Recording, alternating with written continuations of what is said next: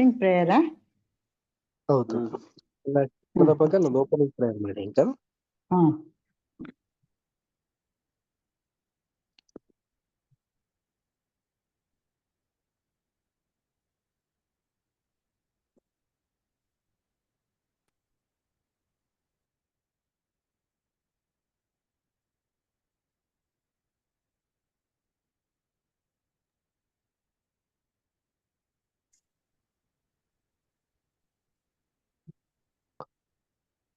ಪ್ರಾರ್ಥನೆ ಮಾಡೋಣ.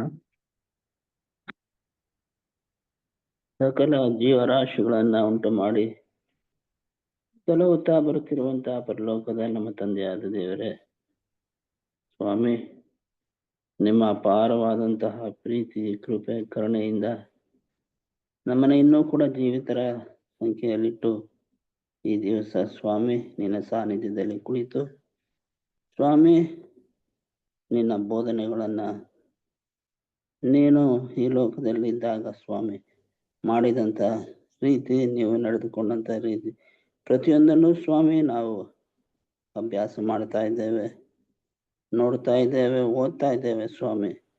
ನಾವು ಓದಿದಂಥ ವಾಕ್ಯಗಳನ್ನು ಮರೆಯದೆ ಸ್ವಾಮಿ ಅದನ್ನ ಆತ್ಮಿಕವಾಗಿ ನಾವು ಉಪಯೋಗಿಸಿಕೊಂಡು ಈ ಲೋಕದಲ್ಲಿ ನಿನ್ನ ಮಕ್ಕಳಾಗಿ ಜೀವಿಸುವಂತೆ ಕೃಪೆ ಕೊಡಬೇಕಾಗಿ ಬೇಡಿಕೊಳ್ಳುತ್ತೇವೆ ತಂದೆಯೇ.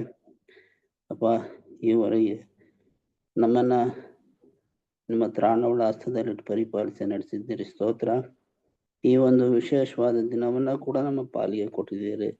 ನಿಮ್ಮ ವಾಕ್ಯಗಳನ್ನ ಓದಿ ಅದನ್ನು ಅರ್ಥೈಸಿಕೊಂಡು ಅದರಂತೆ ನಡೆಯುವ ಹಾಗೆ ಕೃಪೆ ಮಾಡಬೇಕೆಂದು ನಮ್ಮ ರಕ್ಷಕನಾದ ಯೇಸು ಕ್ರಿಸ್ತನ ಮುಖಾಂತರ ನಿಮ್ಮನ್ನು ಬೇಡಿಕೊಳ್ಳುವವರಾಗಿದ್ದೇವೆ. Amen. Amen. Thank you uncle. Thank you. ಆತ್ಮೀಯ ಸಹೋದರ ಮತ್ತು ಸಹೋದರಿಯರೇ, ನಿಮ್ಮೆಲ್ಲರಿಗೂ ತಂದೆಯ ದೇವರ ನಾಮದಲ್ಲಿಯೂ ಯೇಸು ಕ್ರಿಸ್ತ ನಾಮದಲ್ಲಿಯೂ ಈ ಒಂದು ಸಂಜೆ ವೇಳೆಯಲ್ಲಿ ವಂದಿಸ್ತಾ, ತಂದೆಯ ದೇವರ ಒಂದು ಮಹಾಕೃಪೆ, ಒಂದು ಕರುಣೆಯಿಂದ ನಾವೆಲ್ಲರೂ ಕೂಡ ಒಟ್ಟಾಗಿ ಸೇರಿ ಈ ಒಂದು ಅಲ್ಪ ಸಮಯದಲ್ಲಿ ದೇವರ ವಾಕ್ಯಗಳನ್ನ ಧ್ಯಾನಿಸುವಂತ ಒಂದು ವಿಶೇಷವಾದಂತ ಈ ಒಂದು ಸಂಜೆ ವೇಳೆಯ ಕೂಟಕ್ಕೆ ನಿಮ್ನೆಲ್ಲರನ್ನು ಪ್ರೀತಿಯಿಂದ ಸ್ವಾಗತ ಕೋರುವಂತನಾಗಿದ್ದೇನೆ. ಪ್ರಿಯ ಸಹೋದರ ಮತ್ತು ಸಹೋದರಿಯರೇ, ಲೈಫ್ ಆಫ್ ಕ್ರೈಸ್ಟ್, ಕ್ರಿಸ್ತನ ಜೀವಿತ, ಭಾಗ 2, ಪುಟ ಸಂಖ್ಯೆ ಕನ್ನಡದಲ್ಲಿ 32, ಇಂಗ್ಲಿಷ್ನಲ್ಲಿ 162. ಪ್ರಿಯ ಸಹೋದರ ಮತ್ತು ಸಹೋದರರೇ, ನಾವು ಕಳೆದ ವಾರನೂ ಕೂಡ ಅನೇಕ ಸಂಗತಿಗಳನ್ನ ನಾವು ನೋಡ್ಕೊಂಡು ಬಂದ್ವಿ.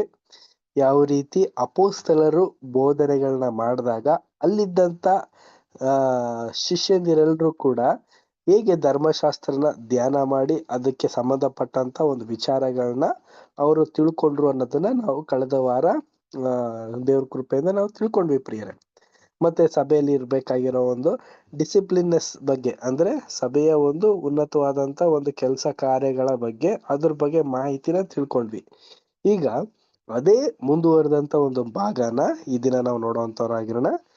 ತಂದೆಯ ದೇವರ ಒಂದು ಮಹಾಕೃಪೆಯಿಂದ ಈ ಒಂದು ದಿನನೂ ಕೂಡ ನಾವು ಈ ಒಂದು ಕೂಟ ನಾವು ಆರಂಭ ಮಾಡೋಣ. ಮೊದಲನೇದಾಗಿ ಹೋಗ್ತಾರೆ. ಆದುದರಿಂದ ಅಪೊಸ್ತಲರ ಸಾಕ್ಷಿಗಳು ಮೋಶೆಯ ಧರ್ಮಶಾಸ್ತ್ರದ ಮತ್ತು ಪ್ರವಾದಿಗಳ ಸಾಕ್ಷಿಗಳಿಗೆ ಒಪ್ಪುವುದೇ ಎಂದು ಶಾಸ್ತ್ರ ವಚನಗಳನ್ನು ಹುಡುಕಿ ನೋಡುವುದು ಮತ್ತು ಅವುಗಳನ್ನು ಕರ್ತನ ಉಪದೇಶಗಳಿಗೆ ಸಹ ಹೋಲಿಸಿ ನೋಡುವುದು ಬೆರೋಯದವರಿಗೆ ಸೂಕ್ತವಾಗಿತ್ತು. ನಮ್ಮ ಕರ್ತನೂ ಸಹ ತನ್ನ ಸಾಕ್ಷಿಯನ್ನು ಮೋಶೆಯ ಧರ್ಮಶಾಸ್ತ್ರ ಮತ್ತು ಪ್ರವಾದಿಗಳಿಗೆ ಹೀಗೆಯೇ ಹೋಲಿಸಿ ನೋಡಿ ಪ್ರಾಮಾಣೀಕರಿಸಲು ಕರೆ ನೀಡಿ ಹೀಗೆ ಹೇಳಿದ್ದನು: ಶಾಸ್ತ್ರದಿಂದ ನಿತ್ಯ ಜೀವ ದೊರೆಯುವುದೆಂದು ನೀವು ನೆನೆಸಿ ಅವುಗಳನ್ನು ವಿಚಾರಿಸುತ್ತೀರಲ್ಲ, ಅವುಗಳು ನನ್ನ ವಿಷಯದಲ್ಲಿ ಸಾಕ್ಷಿ ಕೊಡುವುಗಳಾಗಿವೆ.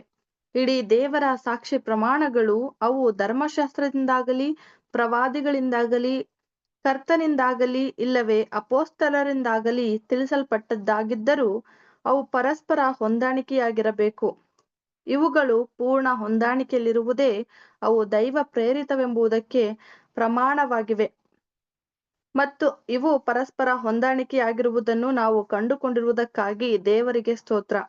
ಹೀಗೆ ಹಳೆ ಒಡಂಬಡಿಕೆಯ ಮತ್ತು ಹೊಸ ಒಡಂಬಡಿಕೆಯ ಎಲ್ಲಾ ವಚನಗಳು ನಮ್ಮ ಕರ್ತನು ತಾನೇ ಹೆಸರಿಸಿರುವಂತೆ ದೇವರ ವೀಣೆ, ಪ್ರಕಟಣೆ 15ನೇ ಅಧ್ಯಾಯ 2ನೇ ವಚನ, ಯಾಗಿ ರೂಪುಗೊಂಡಿರುವುದು ಹಾಗೂ ಧರ್ಮಶಾಸ್ತ್ರದ ಮತ್ತು ಪ್ರವಾದಿಗಳ ಹಲವಾರು ಸಾಕ್ಷಿ ಪ್ರಮಾಣಗಳು ಆ ವೀಣೆಯ ಹಲವಾರು ತಂತಿಗಳಾಗಿ ನಮ್ಮ ಹೃದಯಗಳಲ್ಲಿರುವ ಪವಿತ್ರಾತ್ಮನ ಮೂಲಕವಾಗಿ ಶ್ರುತಿ ಮಾಡಲ್ಪಟ್ಟು ದೇವರ ಸತ್ಯಾರ್ಥಗಳನ್ನು ಶ್ರದ್ಧೆಯಿಂದ ಅನ್ವಯಿಸುವವರಾದ ನಮ್ಮ ಕೈಬೆರಳುಗಳಿಂದ ಮೀಟಿದಾಗ ಈ ಮಾರ್ತ್ಯ ಕಿವಿಗಳಿಗೆ ಎಂದೂ ಬೀಳದಂತಹ ಬಹು ಆಹ್ಲಾದಕರವಾದ ದಾಟಿಯ ಮಧುರವಾದ ಸಂಗೀತವಾಗುತ್ತದೆ.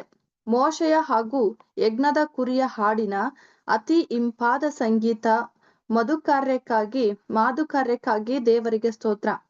ಅದನ್ನು ನಾವು ಆತನ ಪರಿಶುದ್ಧ ಅಪೊಸ್ತಲರ ಮತ್ತು ಪ್ರವಾದಿಗಳ ಸಾಕ್ಷಿ ವಚನಗಳ ಮೂಲಕವಾಗಿ ಕಲಿತುಕೊಂಡಿದ್ದೇವೆ. ಇವರಲ್ಲಿ ಕರ್ತನಾದ ಯೇಸುವೇ ಮುಖ್ಯನಾದವನು ಎಂಬುದೇ. ಆದರೆ ಕರ್ತನ ಮತ್ತು ಅಪೊಸ್ತಲರ ಸಾಕ್ಷಿಗಳು ಧರ್ಮಶಾಸ್ತ್ರ ಮತ್ತು ಪ್ರವಾದಿಗಳಿಗೆ ಹೊಂದಾಣಿಕೆಯಾಗಿರಬೇಕಿದ್ದರೂ ಅವುಗಳು ಹಳೆಯ ಸಂಗತಿಗಳ ಸಹಿತವಾಗಿ ಹೊಸ ಸಂಗತಿಗಳಿಗೆ ಸಾಕ್ಷಿ ನೀಡುವುದನ್ನು ನಾವು ನಿರೀಕ್ಷಿಸಬೇಕು. ಏಕೆಂದರೆ ಇದನ್ನು ಹೀಗೆ ನಿರೀಕ್ಷಿಸಲು ಪ್ರವಾದಿಗಳು ನಮ್ಮನ್ನು ನಡೆಸಿದ್ದಾರೆ. ಮತ್ತಾಯ 13ನೇ ಅಧ್ಯಾಯ 35ನೇ ವಚನ, ಕೀರ್ತನೆ 78:2, ಧರ್ಮೋಪದೇಶಕಾಂಡ 18ನೇ ಅಧ್ಯಾಯ 15-18ನೇ ವಚನ, ದಾನಿಯೇಲ 12ನೇ ಅಧ್ಯಾಯ 9ನೇ ವಚನ. ಮತ್ತು ಹೀಗೆ ಅವರು ಇದುವರೆಗೆ ಗುಪ್ತವಾಗಿದ್ದ ಹಿಂದಿನ ಪ್ರವಾದನೆಗಳ ಸತ್ಯಾರ್ಥಗಳನ್ನು ವಿವರಿಸಿರುವುದು ಮಾತ್ರವಲ್ಲದೆ ಹೊಸ ಸತ್ಯಾರ್ಥಗಳನ್ನು ಪ್ರಕಟ ಮಾಡಿರುವುದನ್ನು ಕಂಡುಕೊಂಡಿರುತ್ತೇವೆ ಎಂಬುದೇ.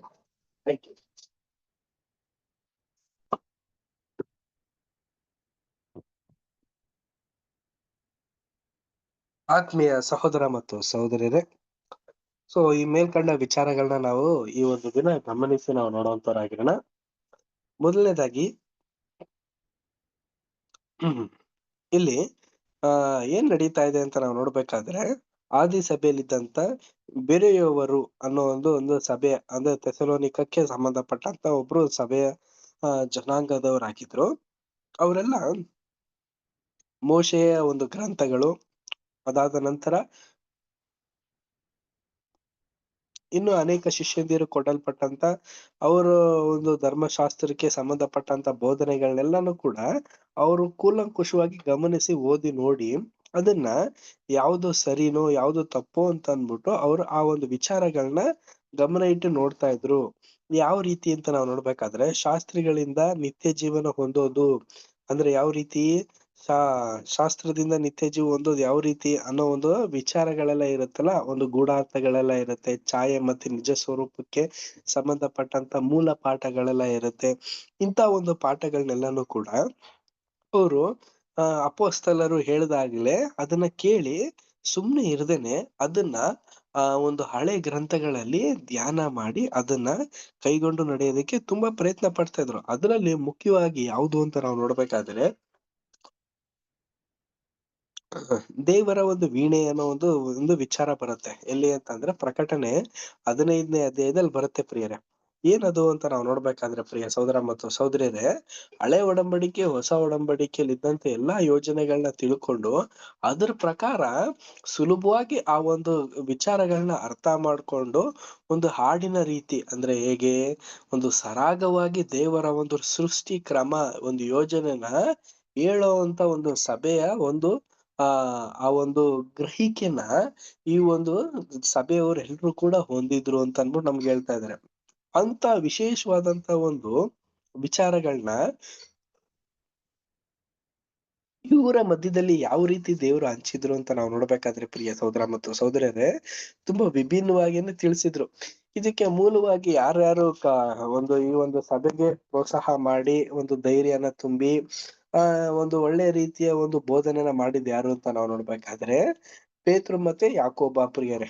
ಇವ್ರಿಬ್ರು ಕೂಡ ಏನ್ ಮಾಡಿದ್ದಾರೆ ಅಂತಂದ್ರೆ, ಎಲ್ಲಾ ವಿಧವಾದಂತ ರೀತಿಯಲ್ಲೂ ಇವ್ರಿಗೆ ಅರ್ಥಪಡಿಸಿ ಆ ಒಂದು ಧರ್ಮಶಾಸ್ತ್ರದಲ್ಲಿ ಇದ್ದಂತ ಒಂದು ಪ್ರವಾದಿಗಳು ಅವರು ಮಾಡಿ ಹೋದಂತ ಒಂದು ಕರ್ತವ್ಯಗಳನ್ನ ಈಗ ಯೇಸು ಕ್ರಿಸ್ತರು ಬಂದು ಯಾವ ರೀತಿ ಅದನ್ನ ನೆರವೇರಿಸಿದ್ರು ಅನ್ನೋದನ್ನ ಇಲ್ಲಿ ತಿಳಿಸಿದ್ದಾರೆ.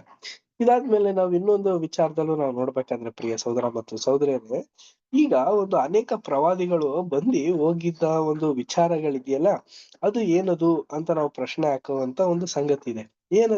ಏನೇನ್ ಯಾವ್ಯಾವ ಅಂಶಗಳಲ್ಲಿ ನಮ್ಗೆ ಹೇಳಿದ್ದಾರೆ ನೋಡಿ. ಇದ್ರಲ್ಲಿ ಹೇಳ್ತಾರೆ ನೋಡಿ, ದಾನಿಯೇಲ 12ನೇ ಅಧ್ಯಾಯ 9ನೇ ವಚನ ಓದಿ.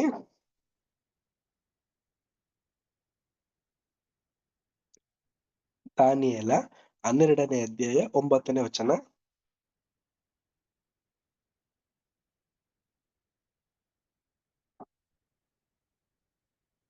Brothers and sisters, Reshma sister read ಮಾಡ್ತೀರಾ? ದಾನಿಯೇಲ 9:12. ಅವನು, ದಾನಿಯೇಲನೇ, ಈ ಮಾತುಗಳು ಅಂತ್ಯಕಾಲದವರೆಗೂ ಮುಚ್ಚಲ್ಪಟ್ಟು ಮುದ್ರಿತವಾಗಿವೆ. ಹೋಗು, ಅನೇಕರು ತಮ್ಮನ್ನು 9 ಅಷ್ಟೇ ಅಲ್ವಾ ಬ್ರದರ್? 10 ಓದ್ಬಿಡಿ ಸಿಸ್ಟರ್. ದಾನಿಯೇಲನೇ, ಈ ಮಾತುಗಳು ಅಂತ್ಯಕಾಲದವರೆಗೂ ಮುಚ್ಚಲ್ಪಟ್ಟು ಮುದ್ರಿತವಾಗಿವೆ. ಹೋಗು, ಅನೇಕರು ತಮ್ಮನ್ನು ಶುದ್ಧೀಕರಿಸಿ ಶುಭ್ರ ಮಾಡಿಕೊಂಡು ಶೋಧಿತರಾಗುವವರು. ದುಷ್ಟರು ದುಷ್ಟರಾಗಿ ನಡೆಯುವರು, ಅವರಲ್ಲಿ ಯಾರಿಗೂ ವಿವೇಕವಿರದು. ಜ್ಞಾನಿಗಳಿಗೆ ವಿವೇಕವಿರುವುದು. Thank you brother. Thank you sister. ಪ್ರಿಯರೇ, ಈ ಒಂದು ವಾಕ್ಯದ ಅರ್ಥ ಏನು ಅಂತ ನಾವು ನೋಡ್ಬೇಕಾದ್ರೆ, ಅಂತ್ಯ ಕಾಲದಲ್ಲಿ ನಡೆಯುವಂತ ಒಂದು ಘಟನೆ ಬಗ್ಗೆ ಸಾರಾಂಶನ ಇಲ್ಲಿ ತಿಳಿಸ್ತಾ ಇದ್ದಾರೆ. ಏನಿದು ಈ ಈ ಶಿಷ್ಯಂದಿರಿದ್ದಂತ ಕಾಲದಲ್ಲೇ ಅಂತ್ಯ ಕಾಲದ ರೀತಿಯಲ್ಲಿ ನಡೀತಾ ಅಂತಂದ್ರೆ ಘಟನೆ ಇಲ್ಲ ಪ್ರಿಯರೇ. ಅದೊಂದು ಆರಂಭದ ಒಂದು ಸ್ಟೇಜ್ ನಲ್ಲಿ ಇತ್ತು. ಅದಕ್ಕೆ ಒಂದು ಸೂಟೇಬಲ್ ಆಗೋ ತರ ಈ ಒಂದು ಮಾತುಗಳನ್ನ ನಾವಿಲ್ಲಿ ನೋಡ್ತೀವಿ. ಏನೇನ್ ನಡೀತಿದೆ ಅಂತ ನಾವು ನೋಡ್ಬೇಕಾದ್ರೆ, ಮತ್ತಾಯ 13ನೇ ಅಧ್ಯಾಯದಲ್ಲೂ ಕೂಡ ಒಂದು ಸಾಮ್ಯನ ತಿಳಿಸಿದ್ದಾರೆ.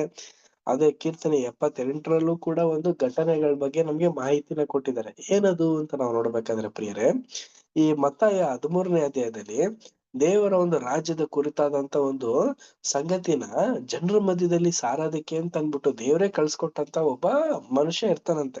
ಆ ಮನುಷ್ಯ ಏನ್ ಮಾಡ್ತಾನೆ ಅಂತ ನಾವು ನೋಡ್ಬೇಕಾದ್ರೆ, ಹೊಲಕ್ಕೆ ಹೋಗಿ ಎಲ್ಲಾ ರೀತಿಯ ಒಂದು ಬೀಜಗಳನ್ನ ಬಿತ್ತೋ ರೀತಿಯಲ್ಲಿ ಬಿತ್ತನೆನ ಹೇಳ್ತಾರೆ. ಕೆಲವರು ಕೇಳ್ತಾರೆ, ಕೆಲವ್ರು ಕೇಳಲ್ಲ, ಕೆಲವರು ಬಿಟ್ಟು ಬಿಡ್ತಾರೆ. ಇದರಲ್ಲಿ ನಾವು ಯಾವ ರೀತಿ ಇರ್ಬೇಕು, ಯಾವ ರೀತಿ ಅದನ್ನ ಸರಿಪಡಿಸ್ಕೋಬೇಕು ಅನ್ನೋದ ಒಂದು ಮಾತನ್ನ ಅರ್ಥನ ಇಲ್ಲಿ ನಮಗೆ ಬೋಧನೆ ಮಾಡ್ತಾ ಇದ್ದಾರೆ. ಏನಿದು ಅಂತ ನಾವು ನೋಡ್ಬೇಕಾದ್ರೆ ಪ್ರಿಯರೇ, ಈ ಒಂದು ಪ್ರವಾದಿಗಳು ಹೇಳ್ಬಿಟ್ಟು ಹೋಗಿದ್ದೆಲ್ಲನೂ ತಪ್ಪಾದಂತ ರೀತಿ ಅಲ್ಲ. ಧರ್ಮಶಾಸ್ತ್ರದ ಹಳೆ ಒಡಂಬಡಿಕೆಯಲ್ಲಿ ಬರ್ದಿರೋದೆಲ್ಲನೂ ಮನುಷ್ಯನಿಗೆ ನೆರವೇರ್ಸಕ್ ಆಗಲ್ಲ ಅಂತಲ್ಲ. ಇದನ್ನೆಲ್ಲ ಮಾಡ್ಬೋದಾಗಿತ್ತು, ಆದ್ರೆ ಯಾರು ಕೂಡ ಪ್ರಯತ್ನ ಪಟ್ಟಿಲ್ಲ. ಅದನ್ನ ಸ್ವತಃ ತನ್ನ ಮಗನೇ ಬಂದು ಇದನ್ನ ನೆರವೇರಿಸಿದ್ರು. ಸೊ ಈ ಒಂದು ಸಾಮ್ಯದ ರೀತಿಯಲ್ಲೂ ಕೂಡ ನಾವು ನೋಡ್ಬೇಕಾದ್ರೆ, ನಾವು ಕೂಡ ಈ ಒಂದು ಲೋಕದ ಒಂದು ಆಸೆ ಪಾಸೆಗಳಿಗೆ ಒಳ ಬೀಳದಂತೆನೆ ಒಂದು ದೇವರ ವಾಕ್ಯಗಳನ್ನ ಕೇಳಿ ಅದನ್ನ ಕೈಗೊಂಡು ನಡೆಯೋದು ಸುತ್ತ 60ರಷ್ಟು 100ರಷ್ಟು ಫಲನ ಕೊಡೋದು ತುಂಬಾ ಉತ್ತಮವಾದದ್ದು ಅಂದ್ಬಿಟ್ಟು ನಮ್ಗೆ ತಿಳ್ಕೊಬಹುದು ಪ್ರಿಯರೇ. ಮುಂದಿನ ಒಂದು ಪ್ಯಾರಾ ನಾವು ರೀಡ್ ಮಾಡೋಣ. ನೆಕ್ಸ್ಟ್ ಪ್ಯಾರಾ ಅನು ಸಿಸ್ಟರ್ ದಯವಿಟ್ಟು ರೀಡ್ ಮಾಡಿ.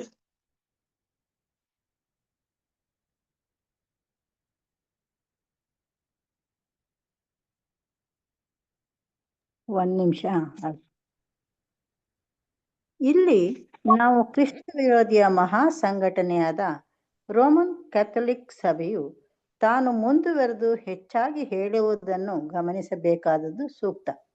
ಅದೇನೆಂದರೆ, ಪೇತ್ರನೆಂಬ ಬಂಡೆಯ ಮೇಲೆ ಸುವಾರ್ಥ ಯುಗದ ಸಭೆಯು ಕಟ್ಟಲ್ಪಟ್ಟಿರುವುದೆಂದು, ಅಲ್ಲದೆ ಆತನಿಗೂ ಮತ್ತು ಆತನ ಉತ್ತರಾಧಿಕಾರಿಯಾದ ಪೋಪರಿಗೂ ಪರಲೋಕ ರಾಜ್ಯದ ಬೀಗದ ಕೈಯನ್ನು ಹಾಗೂ ಅದನ್ನು ತೆರೆಯುವ ಮತ್ತು ಮುಚ್ಚುವ ಅಧಿಕಾರವನ್ನು ವಿಶ್ವಾಸಪೂರ್ಣವಾಗಿ ನೀಡಲಾಗಿದ್ದು, ಮತ್ತು ಈ ಮೂಲಕವಾಗಿ ಅವರು ತಾವು ಇಚ್ಛಿಸುವ ಯಾರನ್ನಾದರೂ ಸೇರಿಸಿಕೊಳ್ಳುವ ಹಾಗೂ ತಾವು ಇಷ್ಟಪಡುವ ಯಾವ ಸಂಗತಿಯನ್ನಾದರೂ ಯಾರ ಮೇಲಾದರೂ ಅದನ್ನು ಕಟ್ಟುಪಾಡನ್ನಾಗಿ ಮಾಡುವ ಅಥವಾ ಬಿಚ್ಚಲ್ಪಟ್ಟು ಅದರಿಂದ ವಿಮುಕ್ತರನ್ನಾಗಿ ಮಾಡುವ ಅಧಿಕಾರ ಕೊಡಲಾಗಿರುವುದೆಂಬುದು. Thank you sister. ಪ್ರಿಯರೇ, ಈಗ ಇದುವರೆಗೂ ಕೂಡ ನಾವು ಹಳೆಯ ಒಂದು ಸಂಗತಿಯಲ್ಲಿ ನಡೆದಿರುವಂತ ಒಂದು ಅಂದ್ರೆ ಅಪೊಸ್ತಲರ ಕಾಲಗಳಲ್ಲಿ ಶಿಷ್ಯಂದಿರ ಕಾಲದಲ್ಲಿ ನಡೆದಿರೋ ಒಂದು ಘಟನೆ ಬಗ್ಗೆ ನಾವು ಥಿಂಕ್ ಮಾಡಿದ್ವಿ. ಈಗ ನಮ್ಮ ಹಿರಿಯ ಸಹೋದರಾದಂತ ರಜಲ್ ಬ್ರದರ್ ಅವರ ಒಂದು ಕಾಲಘಟ್ಟದಲ್ಲಿ ನಡೆದಿರುವಂತ ಒಂದು ಘಟನೆಗಳ ಬಗ್ಗೆ ಇಲ್ಲಿ ನಮ್ಗೆ ಎಕ್ಸ್ಪ್ಲೈನ್ ಮಾಡ್ತಾ ಇದ್ದಾರೆ. ಏನಿದು ಅಂತ ನಾವು ನೋಡ್ಬೇಕಾದ್ರೆ ಆತ್ಮೀಯರೇ, ಈಗ ರೋಮ್ ನಲ್ಲಿರುವಂತ ಜನರು ಎಲ್ರು ಕೂಡ ಏನ್ ಮಾಡಿದ್ದಾರೆ ಅಂತಂದ್ರೆ ಕ್ಯಾಥೋಲಿಕ್ ನ ಒಂದು ರೀತಿ ಅಂದ್ರೆ ಏನು ಕ್ಯಾಥೋಲಿಕ್ ಅಂತ ನಾವು ನೋಡ್ಬೇಕಾದ್ರೆ ಆತ್ಮೀಯರೇ ಇದು ಒಂದು ಯೂನಿವರ್ಸಲ್ ಅನ್ಬಿಟ್ಟು ಅರ್ಥ. ಅದು ರೋಮ್ ಸರ್ಕಾರ ಜೊತೆ ಸೇರ್ಕೊಂಡು ರೋಮನ್ ಕ್ಯಾಥೋಲಿಕ್ ಯೂನಿವರ್ಸಲ್ ಅಂದ್ರೆ ನಾವೆಲ್ರು ಕೂಡ ಒಂದೇ ಅನ್ನೋ ಒಂದು ಭಾವನೆನ ತೊರೆದು ಏನಾಗಿದೆ ಅಂತಂದ್ರೆ ರೋಮನಲ್ಲಿ ಇದ್ದಂತ ಒಂದು ಆಚಾರ ಪದ್ಧತಿಗಳನ್ನೆಲ್ಲ ಸೇರಿಸ್ಕೊಂಡಿರುವಂತ ಒಂದು ಗಮನಾರ್ಹವಾದಂತ ಒಂದು ಪಾಠ ಇದ್ರು. ಇದರಲ್ಲಿ ಇವರೆಲ್ಲ ಏನ್ ಅನ್ಕೊಂಡಿದ್ರು ಅಂತ ನಾವು ನೋಡ್ಬೇಕಾದ್ರೆ ಪೇತ್ರನ್ಗೆ ಏನ್ ಕೊಟ್ಟಿದ್ದಾರೆ ಅಂತಂದ್ರೆ ಒಂದು ಬೀಗದ ಕೈ ಕೊಟ್ಟಿದ್ದಾರೆ.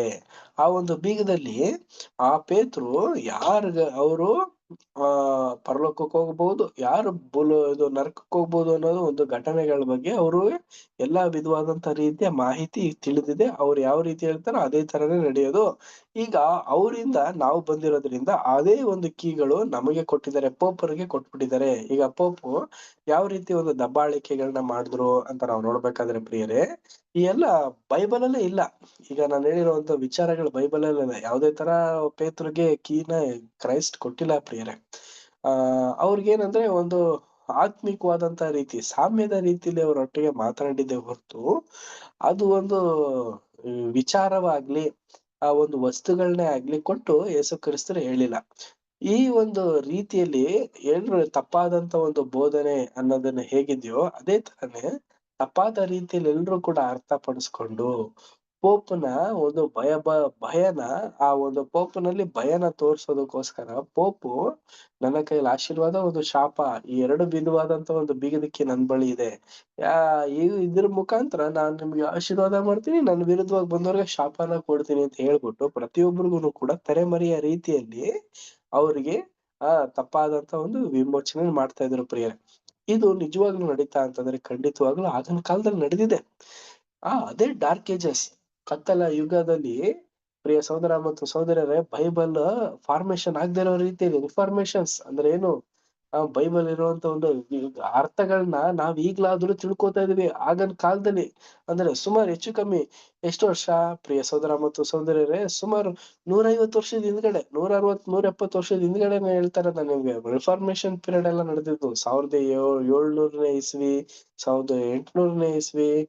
ಈ ಒಂದು ಸಮಯದಲ್ಲಿ ಇಂತ ಒಂದು ವಿಶೇಷವಾದಂತ ಘಟನೆಗಳನ್ನೆಲ್ಲ ನಡೆದಿದೆ.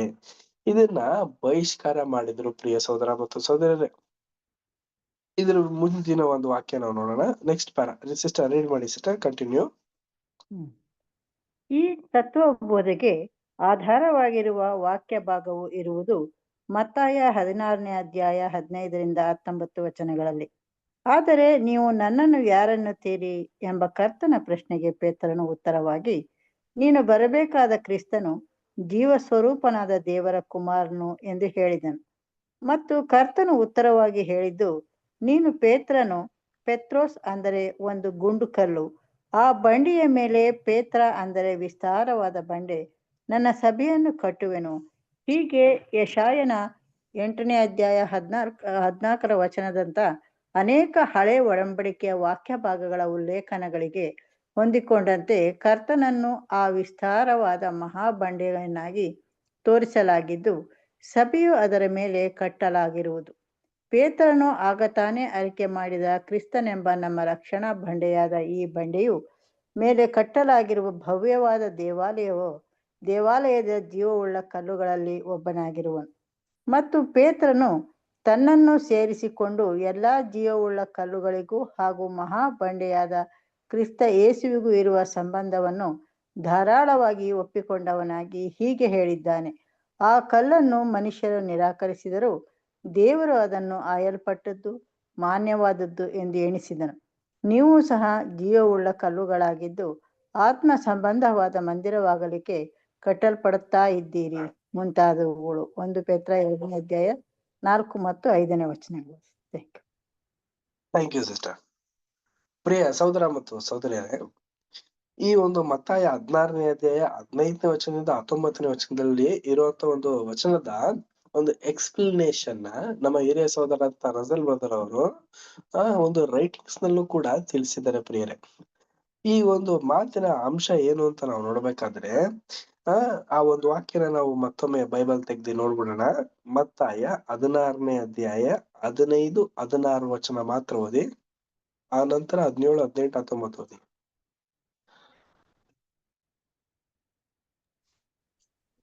ಆತನು ಅವರನ್ನು ಆದರೆ ಓದಿ ಸಿಸ್ಟರ್. ಆತನು ಅವರನ್ನು ಆದರೆ ನೀವು ನನ್ನನ್ನು ಯಾರು ಅನ್ನುತ್ತೀರಿ ಎಂದು ಕೇಳಲಾಗಿ, ಸೀಮೋನ್ ಪೇತ್ರನು, ನೀನು ಬರಬೇಕಾಗಿರುವ ಕ್ರಿಸ್ತನು, ಜೀವಸ್ವರೂಪನಾದ ದೇವರ ಕುಮಾರನು ಎಂದು ಉತ್ತರ ಕೊಟ್ಟನು. Thank you sister. ನೋಡಿ, ಹಾಗೆ ಶಿಷ್ಯಂದಿರ ಮಧ್ಯದಲ್ಲಿ ಯೇಸು ಕ್ರಿಸ್ತರು ಒಂದೊಂದು ಪ್ರಶ್ನೆ ಆಗ್ತಾ ಇದಾರೆ. ನೀವೆಲ್ಲ ಏನ್ ಅನ್ಕೊಂಡಿದ್ದೀರಾ ನನ್ ಬಗ್ಗೆ ಅಂತ ಅಂದ ತಕ್ಷಣನೇ ಅಲ್ಲಿ ಒಬ್ಬರೊಬ್ರು ಒಂದೊಂದು ರೀತಿ ಒಂದು ರೀತಿಯ ಒಂದು ಎಕ್ಸ್ಪ್ಲನೇಷನ್ ಕೊಟ್ಟಿದ್ದಾರೆ ಪ್ರಿಯರೇ.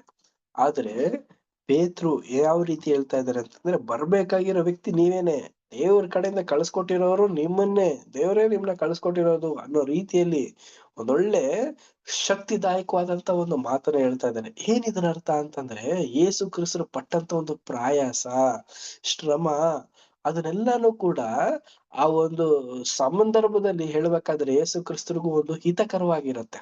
ಹೆಂಗೆ ಅಂತ ನಾವು ನೋಡ್ಬೇಕಾದ್ರೆ ಪ್ರಿಯರೇ, ಉದಾಹರಣೆ, ನಾವೆಲ್ಲರೂ ಕೂಡ ಮನುಷ್ಯಲ್ವಾ.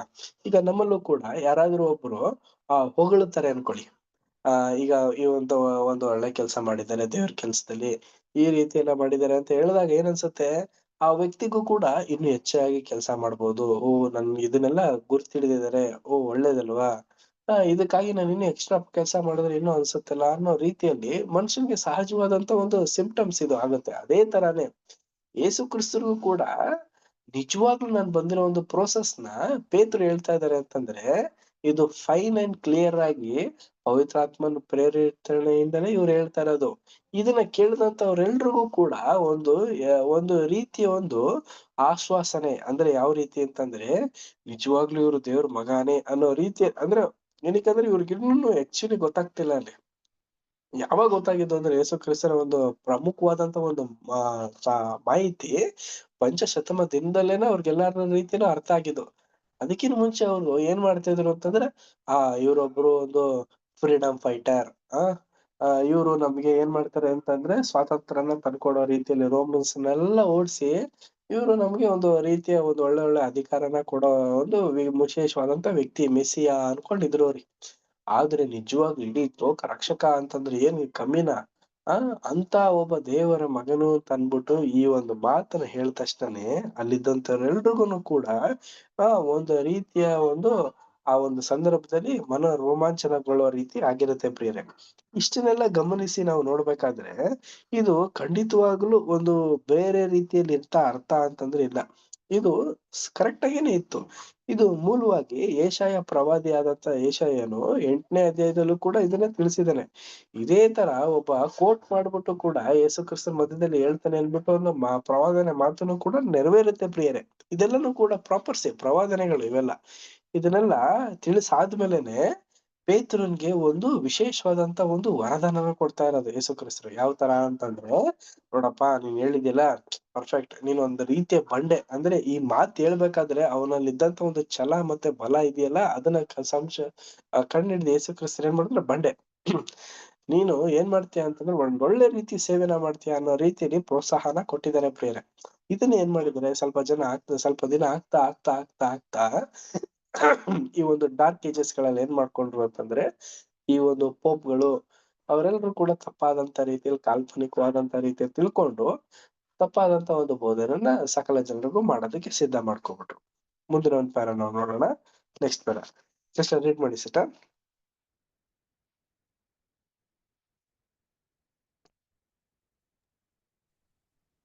ನಮ್ಮ ಕರ್ತನು ಹೇಳಿದ ಅನೇಕ ಸಾಮ್ಯಗಳಲ್ಲಿ ತೋರಿಸಿಕೊಟ್ಟಿರುವಂತೆ ಸುವಾರ್ಥ ಯುಗದ ಸಭೆಯು ಪರಲೋಕ ರಾಜ್ಯವಾಗಿದ್ದು, ಮತ್ತಾಯ 13ನೇ ಅಧ್ಯಾಯ.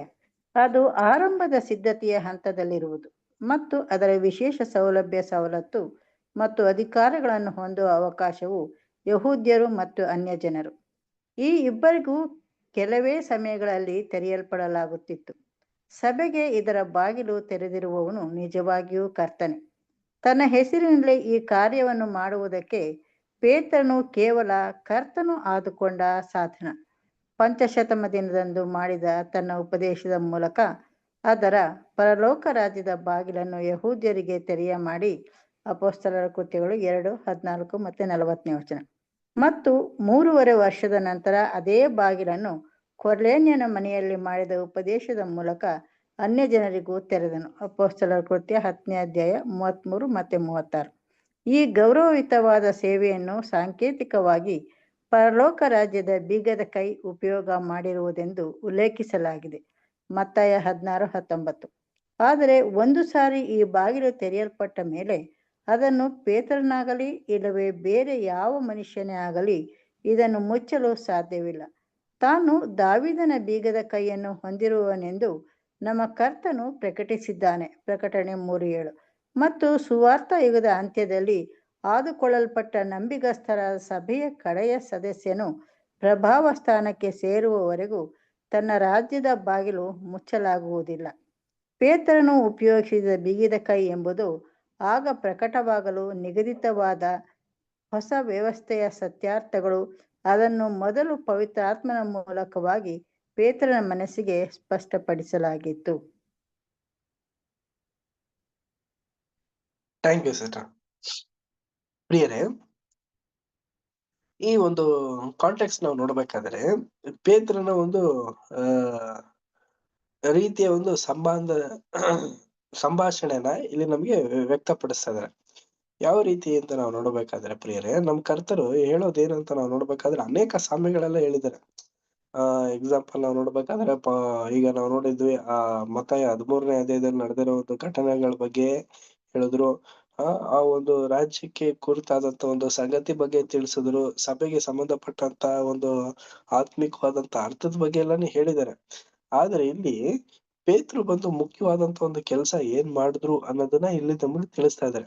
ಏನಿದು ಅಂದ್ರೆ ಇದು ಸುಲಭವಾದಂತ ಒಂದು ದಾರಿ ಅಲ್ಲ ರೀ, ತುಂಬಾ ವಿಶೇಷವಾದಂತ ಒಂದು ದಾರಿ ಆಗಿರೋದ್ರಿಂದ ಈ ಒಂದು ಪರಲೋಕದ ಒಂದು ಮಾರ್ಗನ ಕಂಡುಹಿಡಿಯೋರು ತುಂಬಾ ಸ್ವಲ್ಪ ಜನ, ಅದನ್ನ ಆದುಕೊಂಡು ನಡೆಯೋರು ಇನ್ನೂ ಕೂಡ ಕೊಂಚ ಜನ ಅಂತ ಅನ್ಬಿಟ್ಟು ಇಲ್ಲಿ ತಿಳಿಸ್ತಾ ಇದ್ದಾರೆ. ಇದು ಸೇವೆ ಮಾಡುವಂತ ಪ್ರತಿಯೊಬ್ಬರಿಗೂ ಕೂಡ ಒಂದು ಮೂಲ ಪಾಠಗಳನ್ನೇ ಆಗಿರುತ್ತೆ. ಏನಕ್ಕೆ ಅಂದ್ರೆ ಪರಲೋಕ ರಾಜ್ಯದ ಬೀಗದ ಕೈ ಇದೆಯಲ್ಲ, ಇದು ಸುಮ್ನೆ ಎಲ್ಲಾರ್ಗೂ ಕೂಡ ಬಿಟ್ಟಿರೋದಲ್ಲ, ಟೆಸ್ಟಿಫೈ ಮಾಡೋದಕ್ಕೋಸ್ಕರ ಈ ಒಂದು ಭೂಲೋಕದಲ್ಲಿ ನಮ್ನೆಲ್ಲ ಬಿಟ್ಟಿರೋದು. ಅಂದ್ರೇನು, ನಮ್ನೆಲ್ಲರೂನುವೆ ಒಂದು ಒಳ್ಳೆ ಗುಣಗಳನ್ನ, ಯಾರು ಕೂಡ ಹುಟ್ಟಿದ ತಕ್ಷಣ ಯಾವುದೇ ತರ ಒಂದು ಗುಣಗಳನ್ನ ತುಂಬಿರಲ್ಲ. ಬೆಳಿತಾ ಕಲಿತಾನೆ ಎಲ್ಲಾ ವಿಧವಾದಂತ ಗುಣಗಳನ್ನ ಹೊಂದ್ಕೊಳ್ಳೋದಕ್ ಸಾಧ್ಯ. ಆದ್ರೆ ಯೇಸು ಕ್ರಿಸ್ತರ ಒಂದು ಜೀವನದಲ್ಲೂ ಕೂಡ ಅದೇ ಆಗಿದ್ದು ರೀ. ಅವರು ಕೂಡ ಮಗನಾಗಿದ್ಕೊಂಡು ತಂದೆಯ ದೇವರ ಸಂಗಡ ಇದ್ದಾಗ್ಲೂ ಒಂದ್ ಒಳ್ಳೆ ಗುಣಗಳನ್ನ ಹೊಂದಿದ್ರು ಇತ್ತು. ಅದೇ ತರ ಭೂಲೋಕದಲ್ಲಿ ಬಂದಾಗ್ಲೂ ಕೂಡ ಅದೇ ಒಂದು ಗುಣನ ಫಾರ್ಮ್ ಅಪ್ ಮಾಡ್ಕೊಂಡೋದ್ರು. ನಾವುಗಳು ಕೂಡ ಯಾವುದೇ ಒಂದು ಹಂತದಲ್ಲಿ ಇದ್ದಾಗ್ಲೂ ಕೂಡ ನಾವು ನಮಗೆ ಆದಂತ ಒಂದು ಸರ್ಟಿಫೈಡ್ ಒಂದು ಸರ್ಕಂಫರೆನ್ಸ್ ಅಂತ ಇರುತ್ತೆ. ಅಂದ್ರೆ ಸೀಮಿತವಾದಂತ ಒಂದು ಜಾಗದಲ್ಲಿ ನಾವು ಆ ಒಂದು ಸ್ಥಳದಲ್ಲಿ ನಾವು ಜೀವಿಸ್ಬೇಕಾದ್ರೆ ನಾವು ಕೂಡ ದೇವರ ಒಂದು ಗುಣಲಕ್ಷಣಗಳನ್ನ ಎಲ್ಲಾ ಒಂದು ಸ್ಥಿತಿಗತಿಗಳಲ್ಲೂ ಕೂಡ ಅದನ್ನ ಸಿಂಪ್ಲಿಫೈ ಮಾಡ್ಕೊಂಡು ಅದನ್ನ ಅನುಸರಿಸ್ಕೊಂಡು ಹೋಗೋದಕ್ಕೆ ಪ್ರಯಾಸ ಪಡ್ಬೇಕು ಅನ್ಬಿಟ್ಟು ನಮ್ಗೆ ಇಲ್ಲಿ ತಿಳಿಸ್ತಾ ಇದ್ದಾರೆ ಪ್ರಿಯರೇ. ಇದು ಬರೀ ಅಪೊಸ್ತಲರಿಗೆ ಮತ್ತೆ ಪೇತ್ರಗೆ ಮತ್ತೆ ಶಿಷ್ಯಂದಿರಿಗಲ್ಲ, ಇದೆಲ್ಲಾನು ಕೂಡ ನಮಗೂ ನಿಮಗೂ ಕೂಡ ಇದೆಲ್ಲಾನು ಕೂಡ ಅನ್ವಯಿಸುತ್ತೆ. ನೋಡಿ, ಒಂದು ವಾಕ್ಯನ ಓದಿ ಎಷ್ಟು ವಿಶೇಷವಾದಂತ ರೀತಿಯಲ್ಲಿ ಹೇಳ್ತಾರೆ. ಅಪೊಸ್ತಲ ಕೃತ್ಯಗಳು 10ನೇ ಅಧ್ಯಾಯ 33ನೇ ವಚನದಿಂದ 36ನೇ ವಚನ. ಅಪೊಸ್ತಲ ಕೃತ್ಯಗಳು 10ನೇ ಅಧ್ಯಾಯ. ನಾನು ತಡಮಾಡದೆ ನಿನ್ನ ಹತ್ತಿರ ಕಳಿಸಿದೆನು, ನೀನು ಬಂದದ್ದು ಉಪಕಾರವಾಯಿತು. ಹೀಗಿರುವುದರಿಂದ ಕರ್ತನು ನಿನಗೆ ಅಪ್ಪಣೆ ಕೊಟ್ಟಿರುವ ಎಲ್ಲಾ ಮಾತುಗಳನ್ನು ಕೇಳುವುದಕ್ಕೆ ನಾವೆಲ್ಲರೂ ಈಗ ದೇವರ ಸನ್ನಿಧಾನದಲ್ಲಿ ಕೂಡಿದ್ದೇವೆ ಅಂದನು. ಆಗ ಪೇತ್ರನು ಉಪದೇಶ ಮಾಡಲಾರಂಭಿಸಿ ಹೇಳಿದ್ದೇನೆಂದರೆ, ದೇವರು ಪಕ್ಷಪಾತಿಯಲ್ಲ. ಯಾವ ಜನರಲ್ಲಿ ಆದರೂ ದೇವರಿಗೆ ಭಯಪಟ್ಟು ನೀತಿಯನ್ನು ನಡೆಸುವವರು ಆತನಿಗೆ ಮೆಚ್ಚಿಕೆಯಾಗಿದ್ದಾರೆಂದು ಈಗ ಸಂದೇಹವಿಲ್ಲದೆ ನನಗೆ ತಿಳಿದು ಬಂದಿದೆ. ನೋಡಿ, ಈ ಒಂದು ವಾಕ್ಯ ಏನ್ ಹೇಳ್ತಾ ಇದೆ ಅಂತ ನಾವು ನೋಡ್ಬೇಕಾದ್ರೆ ಆತ್ಮೀಯರೇ, ನಮ್ಗೆಲ್ಲ ರೀತಿಯಾದಂತದಲ್ಲೂ ಅನುಕೂಲತೆನ ದೇವರು ನಿರ್ವಹಿಸ್ತಾರಂತೆ. ಆದ್ರೆ ಅದನ್ನ ನಾವು ಸೂಕ್ತ ಕಾಲದಲ್ಲಿ ಉಪಯೋಗಿಸ್ಕೊಂಡು ಸೂಕ್ತ ರೀತಿಯಲ್ಲಿ ನಮ್ಮನ್ನ ನಾವು ಸ್ಥಿತಿಪಡಿಸ್ಕೊಳ್ಳೋದು ತುಂಬಾ ಮುಖ್ಯವಾದದ್ದು ಅಂದ್ಬಿಟ್ಟು ನಮ್ಗೆ ಹೇಳ್ತಾ ಇದ್ರೆ. ಇದು ಯಾಕೆ ಅಂತ ನಾವು ಪ್ರಶ್ನೆ ಹಾಕದೇ ಆದ್ರೆ, ಈ ಅಪೊಸ್ತಲ್ ಪೌಲ್ಗೆ ಆಗ್ಲಿ, ಪೇತ್ರಗೆ ಆಗ್ಲಿ, ಇನ್ನು ಅನೇಕ ಜನರಿಗೆ ಆಗ್ಲಿ ಅವ್ರಿಗೆ ಆದಂತ ಒಂದು ಕೆಲಸ ಕಾರ್ಯಗಳನ್ನ ಯೇಸು ಕ್ರಿಸ್ತರು ನೇಮಿಸ್ಬಿಟ್ಟೆ ಹೋಗಿದ್ರು. ಅದೇ ಅದನ್ನ ಅವ್ರೇನ್ ಮಾಡಿದ್ರು ಅಂತಂದ್ರೆ ವಿಸ್ತಾರ ಮಾಡ್ಕೊಂಡು ಅವರು ಸರಿಯಾದಂತ ರೀತಿಲಿ ಪ್ರಕಟಿಸ್ಕೊಂಡು ಹೋದ್ರು. ತಪ್ಪಾದಂತ ಒಂದು ಬೋಧನೆನೇ ಆಗ್ಲಿ, ಯಾವುದೇ ಒಂದು ಕಡೆಯಲ್ಲೇ ಆಗ್ಲಿ ಅವ್ರೇನು ಮಾಡ್ಲಿಲ್ಲ ಮತ್ತು ಮಾಡಕ್ಕೂ ಹೋಗ್ಲಿಲ್ಲ. ಯಾಕೆಂದ್ರೆ ಅವರಲ್ಲಿ ಇದ್ದಿದ್ದೇ ಪವಿತ್ರಾತ್ಮರಿ. ಅದೇ ತರಾನೇ ನಮಗೂ ಕೂಡ ನಾವು ಕಾನ್ಸಂಟ್ರೇಷನ್ ಎಲ್ಲ ಒಂದು ನಂತರ ನಮಗೂ ಕೊಡೋದೇನೆ ದೇವ್ರ ಅವ್ರು ಕೊಟ್ಟಂತ ಒಂದು ಪವಿತ್ರಾತ್ಮನೇ ನಮಗೂ ಕೂಡ ಕೊಡೋದು. ಅದನ್ನ ನಾವು ಸರಿಯಾದಂತ ರೀತಿಯಲ್ಲಿ ಹಿಡ್ಕೊಂಡು ಹೋಗ್ಬೇಕು. ಅಂದ್ರೆ ಆ ಒಂದು ಬೀಗದ ಕೀನ ನಾವ್ ಯಾವ ರೀತಿ ಜೋಪಾನವಾಗಿ ಹಿಡ್ಕೊಂಡು ಹೋಗ್ತೀವೋ ಅದೇ ತರಾನೇ ನಮ್ಮ ಒಂದು ಜೀವನದಲ್ಲಿ ಇರುವಂತ ಈ ಒಂದು ಕಾಲಘಟ್ಟಗಳಲ್ಲಿ ದೇವರ ಒಂದು ಸಭೆಗೆ ನೇಮಕವಾಗಿರುವಂತ ನಾವುಗಳು ನಂಬಿಗಸ್ತರಾಗಿಯೂ ಸಭೆಗೆ ಒಂದು ಸೇರಲ್ಪಟ್ಟಂತ ಮುಖ್ಯವಾದಂತ ಮಕ್ಕಳಾಗಿದ್ಕೊಂಡು ಮೆಚ್ಚುಗೆ ಆದಂತ ರೀತಿಯಲ್ಲಿ ನಡ್ಕೊಂಡು ಹೋಗೋದು ತುಂಬಾ ಒಳ್ಳೇದು ಅಂದ್ಬಿಟ್ಟು ನಮ್ಗೆ ಈ ಒಂದು ಪ್ಯಾರಾದಲ್ಲಿ ಹೇಳ್ತಾ ಇದ್ರೆ. ನೆಕ್ಸ್ಟ್ ಪ್ಯಾರಾ ನಾವು ಮತ್ತೆ ಕಂಟಿನ್ಯೂ ಮಾಡೋಣ. ನೆಕ್ಸ್ಟ್ ಪ್ಯಾರಾ ಬೇರೆ ಯಾರು ಬ್ರದರ್ಸ್ ಅಂಡ್ ಸಿಸ್ಟರ್ ರೀಡ್ ಮಾಡ್ತೀರಾ? Next para. ಬ್ರದರ್ ಓದೋದು. ಸರ್ ಟೆಕ್ಸ್ಟ್ ಬುಕ್ ಇದೆಯಾ ನಿಮ್ಮ ಹತ್ರ? ಇದೆ ಬ್ರದರ್. 33ನೇ ಪೇಜ್ ಲಾಸ್ಟ್ ಲೈನ್ ಇದೆ ನೋಡಿ. ಬ್ರದರ್.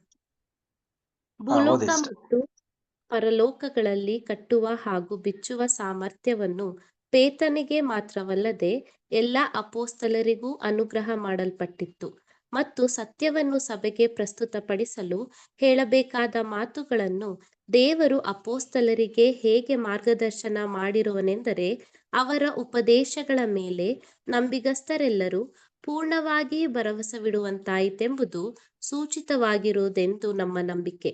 ಅವರು ಯಾವುದನ್ನು ಸಭೆಯ ಕರ್ತವ್ಯವೆಂದು ಕಟ್ಟುಪಾಡು ಮಾಡುವರೋ ಅದನ್ನು ಪರಲೋಕದಲ್ಲಿಯೂ ಮಾನ್ಯ ಮಾಡಲಾಗುವುದೆಂದು ನಾವು ತಿಳಿದುಕೊಳ್ಳಬಹುದು. ಮತ್ತು ಮೋಶೆಯ ಧರ್ಮಶಾಸ್ತ್ರ ಮುಂತಾದವುಗಳ ವಿಷಯವಾಗಿ ಯಾವುದನ್ನು ಅವರು ರದ್ದುಪಡಿಸಲು ಬಿಚ್ಚುವರೋ ಅವರು ಹಾಗೆ ಮಾಡಲು ತಿಳಿಯಲ ಶಕ್ಯವಾದ ದೈವಿಕ ರೀತಿಯಲ್ಲಿ ಅವರಿಗೆ ಮಾರ್ಗದರ್ಶನ ಮಾಡಲ್ಪಟ್ಟು ಪರಲೋಕದಲ್ಲಿಯೂ ಅದು ಬಿಚ್ಚಲ್ಪಡಲಾಗುವುದೆಂದು ಅಥವಾ ರದ್ದುಪಡಿಸಲಾಗುವುದೆಂದು ನಾವು ತಿಳಿದುಕೊಳ್ಳಬಹುದು. Thank you. Thank you sister. ಇದು ಈ ಒಂದು ವಾಕ್ಯದ ಅರ್ಥನ ಯೇಸು ಕ್ರಿಸ್ತರು ಸಂಬಂಧ ರೀತಿಯಲ್ಲಿ ಹೇಳ್ತಾ ಇದ್ದಾರೆ ನೋಡಿ.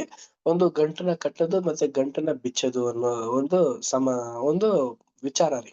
ಏನಿದು ಅಂತ ನಾವು ನೋಡ್ಬೇಕಾದ್ರೆ ಹೇಗೆ ಯೇಸು ಕ್ರಿಸ್ತರು ಮತ್ತೆ ತಂದೆಯ ದೇವರು ಒಂದು ನೇಮ ನಿಷ್ಠೆಗಳನ್ನ ಒಂದು ವಿಶೇಷವಾದಂತ ರೀತಿಯಲ್ಲಿ ಪ್ರತಿಯೊಬ್ಬರಿಗೂ ಕೂಡ ಅನ್ವಯಿಸಿದಾರೋ ಅದೇ ತರನೇ ನೆಕ್ಸ್ಟ್ ಯಾರಿಗಪ್ಪ ಅಧಿಕಾರನ ಕೊಟ್ಟಿದ್ರು ಅಂತಂದ್ರೆ ಪ್ರವಾದಿಗಳಿಗೆ ಮತ್ತೆ ಅಪೊಸ್ತಲರಿಗೆ ಅಧಿಕಾರನ ಕೊಟ್ಟಿದ್ರು. ಈಗ ತಂದೆಯ ದೇವರು ಯೇಸು ಕ್ರಿಸ್ತರು ಏನಾದ್ರು ತಿಳಿಸ್ಬೇಕು ಏನಾದ್ರು ಹೇಳ್ಬೇಕು ಅಂತಂದ್ರೆ ಇವ್ರುಗಳ ಮುಖಾಂತರಗಳ ಪ್ರವಾದಿಗಳು ಮತ್ತೆ ಅಪೊಸ್ತಲರ್ಗಳ ಮುಖಾಂತರನೇ. ಏನ್ ಬರೀ ಪೇತ್ರಗ್ ಮಾತ್ರ ಅಲ್ಲ, ಅಪೊಸ್ತಲ ಮಾತ್ರ ಪೌಲ್ಗಲ್ಲ, ಪ್ರತಿಯೊಬ್ಬ ಶಿಷ್ಯಂದಿರ್ಗೂನು ಕೂಡ ಈ ಒಂದು ವರನ ಕೊಟ್ಟಿದ್ರು. ಅಂದ್ರೆ ಯಾವ ರೀತಿ ಅಂತಂದ್ರೆ ದೇವ್ರ ಏನ್ ತಿಳಿಸ್ಬೇಕಿತ್ತೋ ಅದನ್ನ ಇವ್ರ ಮುಖಾಂತರ ತಿಳಿಸ್ತಾ ಇದ್ರು. ಅದನ್ನ ಕೇಳ್ದಂತ ಎಲ್ಲಾ ಜನಾಂಗದವರೆಲ್ಲರೂ ಕೂಡ ಅದರ ಪ್ರಕಾರ ನಡ್ಕೊಂಡು ಹೋಗೋದಕ್ಕೆ ಪ್ರಯಾಸ ಪಡ್ತಾ ಇದ್ರು. ಇದ್ರಲ್ಲಿ ಏನಿದು ಮೂಲ ವಿಶೇಷ ಅಂತ ನಾವು ನೋಡ್ಬೇಕಾದ್ರೆ ದೇವರ ದುರ್ದೃಷ್ಟಿ ಏನು, ಮೋಶೆ ಹೇಳಿದೆಲ್ಲ ತಪ್ಪು, ಮೋಶೆಗ್ ನಾನ್ ಹೇಳ್ಕೊಟ್ಟಿದ್ದೆಲ್ಲ ತಪ್ಪು ಅದಲ್ಲ ರೀ.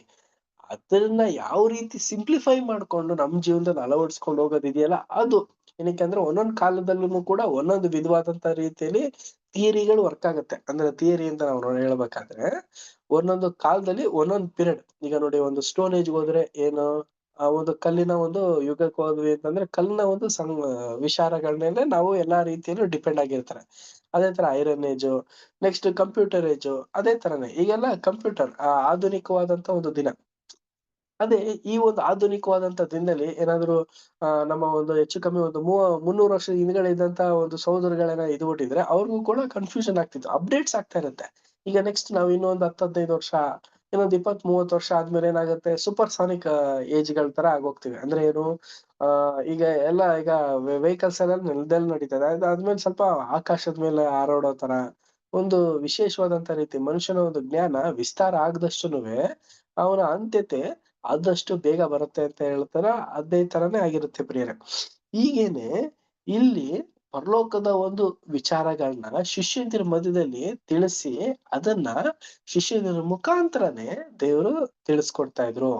ಏನಾದ್ರು ಒಂದು ಡಾಕ್ಟ್ರಿನ್ ಸಂಬಂಧಪಟ್ಟಂತ ಒಂದು ವಿಚಾರಗಳೇ ಆಗ್ಲಿ, ಆ ಒಂದು ಸಭೆಗೆ ಸಂಬಂಧಪಟ್ಟಂತ ಮೂಲ ಪಾಠಗಳೇ ಆಗ್ಲಿ, ಅದನ್ನೆಲ್ಲ ಅಪೊಸ್ತಲರ್ಸ್ಗಳು ಹೇಳ್ತಾ ಇದಾರೆ ಅಂತಂದ್ರೆ ಅದು ಖಂಡಿತವಾಗೂ ಮತ್ತೆ ಹೇಳ್ತಾ ಇರೋದು ಅಂತಾನೆ ಅರ್ಥ ಪ್ರಿಯ.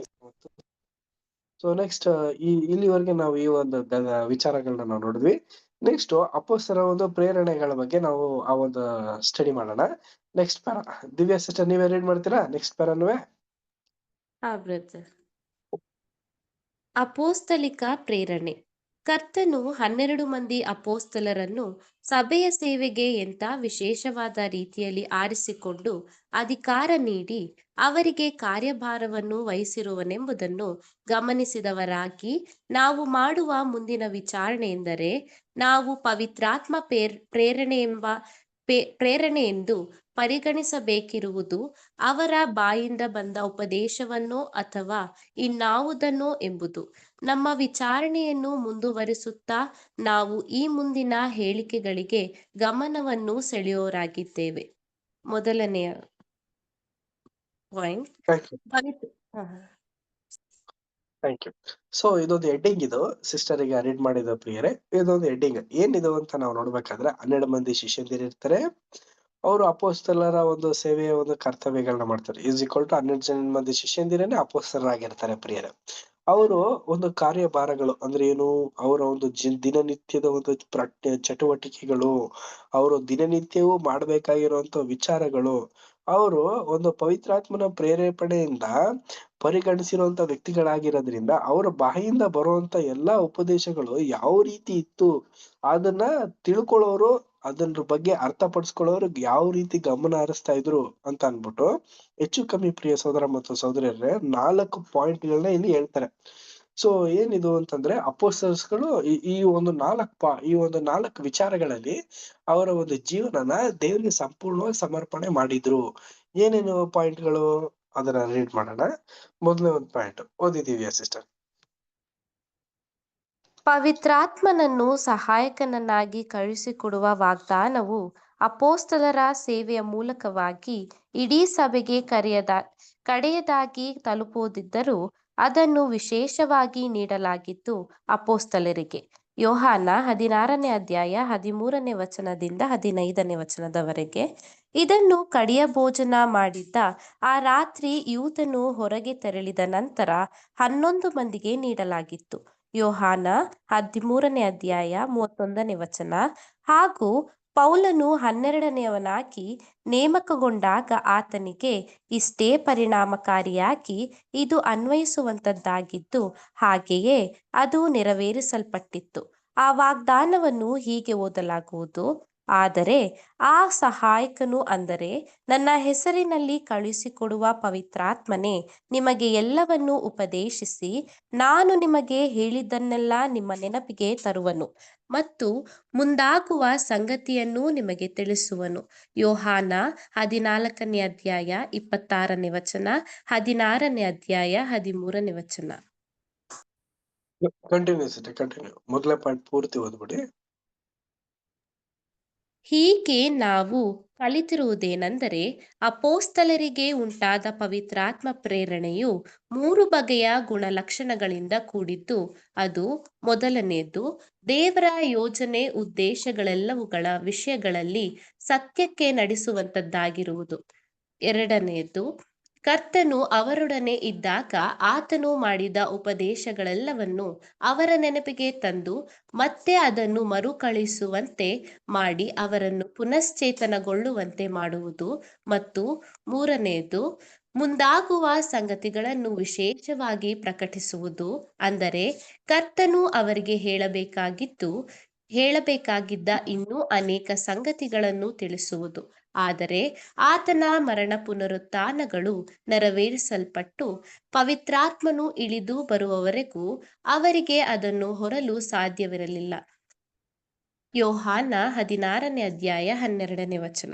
Thank you sister.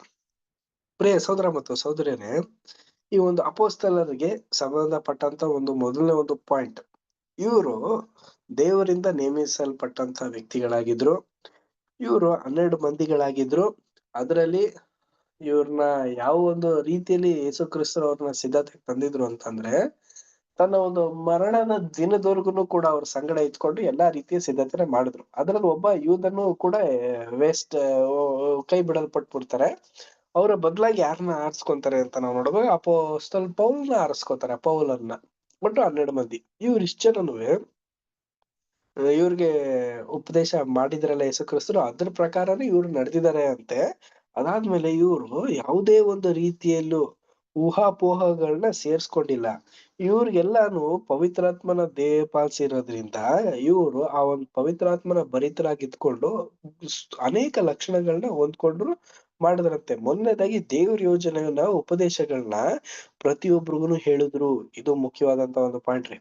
ಅದಾದ್ಮೇಲೆ ಎರಡನೇ ಒಂದು ಪಾಯಿಂಟ್ ನಲ್ಲಿ ಕರ್ತನು ಅವರೊಂದಿಗೆ ಇದ್ದಂತ ರೀತಿಯಲ್ಲಿ, ಅಂದ್ರೆ ಯೇಸು ಕ್ರಿಸ್ತ ಅವ್ರ ಸಂಗಡ ಇದ್ದಾಗ ಯಾವ ರೀತಿ ಅವ್ರಿಗೆ ಹಾಸ್ಪಿಟಲೈಸ್ ಅಂದ್ರೆ ಏನು, ಒಂದು ಒಳ್ಳೆ ರೀತಿಯ ಒಂದು ಸೌಕರ್ಯಗಳನ್ನ ಮಾಡಿದ್ರು, ಅದೇ ಪ್ರಕಾರನೇ ಈಗ ಇವ್ರುಗಳು ಕೂಡ ಇವ್ರ ಸಂಗಡ ಇದ್ದಂತ ಶಿಷ್ಯಂದಿರ್ಗುನು ಕೂಡ ಮಾಡ್ಕೊಂಡು ಹೋಗಿದ್ದಾರೆ.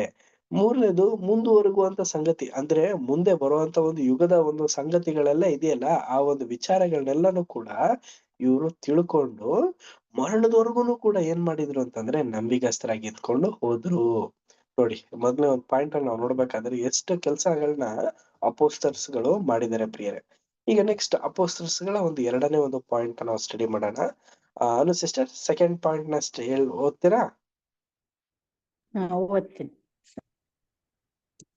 ಇವುಗಳಲ್ಲಿ ಎರಡನೆಯ ಪ್ರಸ್ತಾವನೆಯಾದ ಕ್ರಿಸ್ತನ ಹೇಳಿದ ಸಂಗತಿಗಳನ್ನು ನೆನಪಿಗೆ ತರುವ ವಿಷಯವಾಗಿ ಆರಂಭಿಸುವಲ್ಲಿ ನಮಗೆ ಬರುವ ಆಲೋಚನೆ ಏನೆಂದರೆ, ಈ ವಾಗ್ದಾನವು ಅವರು ಅಪೋಸ್ತಲರು ಕೇಳಿದ್ದ ಆ ಸಂಗತಿಗಳನ್ನು ಅದೇ ಕ್ರಮದಲ್ಲಿ ಹಾಗೂ ಅದೇ ಪದಬಂಧಗಳಲ್ಲಿ ವ್ಯಕ್ತಪಡಿಸಿ ಕೇಳಬೇಕೆನ್ನುವುದು ಇಲ್ಲಿ ಅಡಕವಾಗಿಲ್ಲವೆಂಬುದು, ಮತ್ತು ಅವರ ಲೇಖನಗಳು ಇಂತಹ ಹೇಳಿಕೆಗಳಿಗೆ